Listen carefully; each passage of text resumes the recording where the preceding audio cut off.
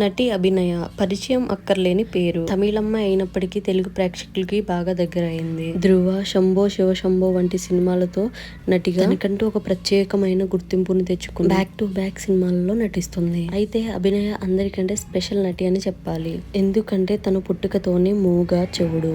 తన తల్లిదండ్రుల ప్రోత్సాహంతో నటిగా తనకు మాటలు రాకపోయినా కేవలం అభినయంతోనే మెప్పిస్తూ వరుసగా అవకాశాలను దక్కించుకుంటుంది.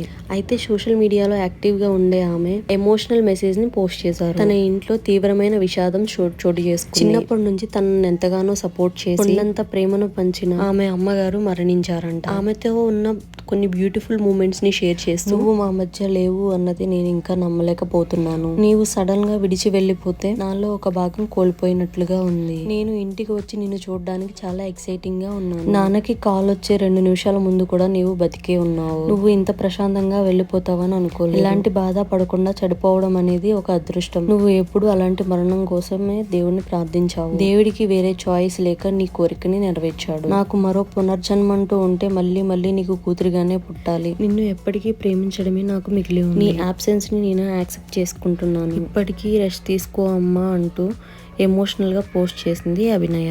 ఆ పోస్ట్ చూసిన వారు స్టే స్ట్రాంగ్ అంటూ కామెంట్ పెడుతున్నారు. ఆ పోస్ట్ ఇప్పుడు మన నెట్టింట్లో వైరల్ అవుతుంది.